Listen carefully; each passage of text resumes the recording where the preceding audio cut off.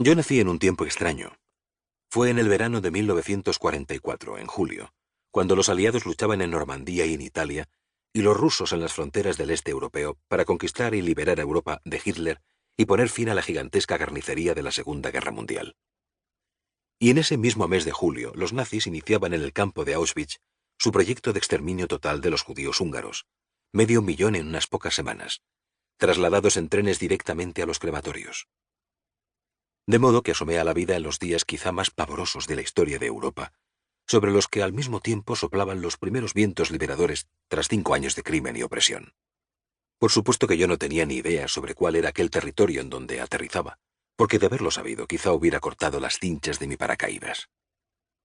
En España, en ese mes de julio, había un hambre atroz. Decenas de personas y a menudo centenares eran fusiladas a diario por sus ideas políticas y miles de soldados republicanos derrotados en la guerra civil se pudrían devorados por la tuberculosis, el tifus, la desnutrición, la pulmonía, la malaria y los piojos en los campos de concentración abiertos por todo el país.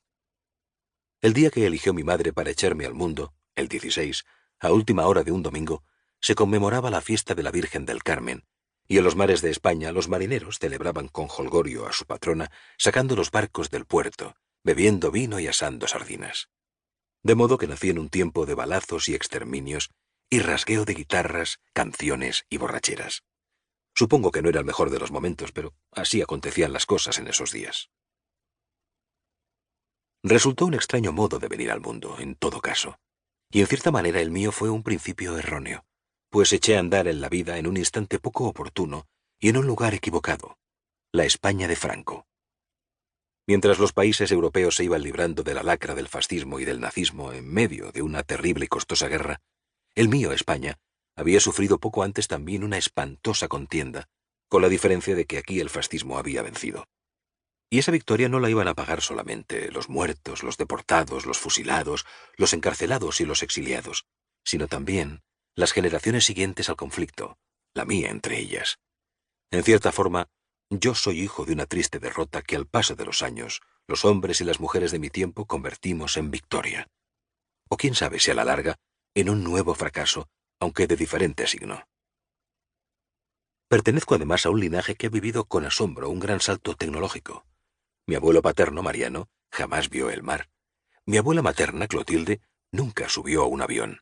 Mi abuelo materno, Manuel, fue un periodista que siempre escribía sus crónicas a mano y que carecía de carnet de conducir automóviles, mientras que su esposa, Juana, ni una sola vez salió de España.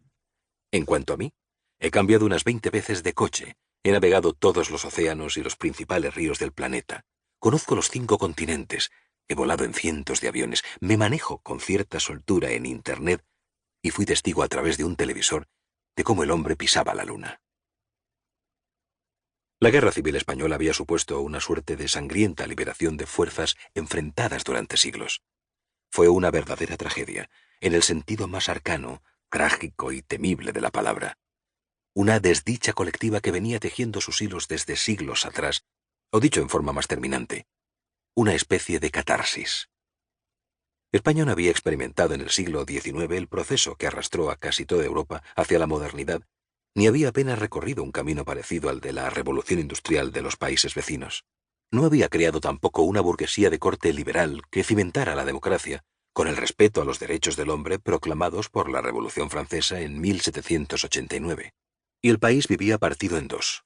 De una parte, una población mayoritariamente hundida en la miseria y el analfabetismo, cuyos únicos alimentos espirituales eran la resignación o el rencor. Y de otra, una minoría anclada en conceptos feudales y cuyo poder omnímodo componían una iglesia reaccionaria defensora de criterios medievales, un ejército zafio e ignorante, con constantes tentaciones totalitarias, y una nobleza latifundista y cerril que daba la espalda a los valores de la Ilustración. La guerra civil fue el estallido de los odios que se acumulaban desde siglos, y la victoria de Franco y las fuerzas conservadoras supuso en la posguerra una persecución implacable contra la España perdedora de la contienda. Para seguir escuchando este audiolibro gratuitamente, haz clic en el enlace de la descripción y podrás escucharlo completo sin coste gracias a la prueba de 30 días de Audible.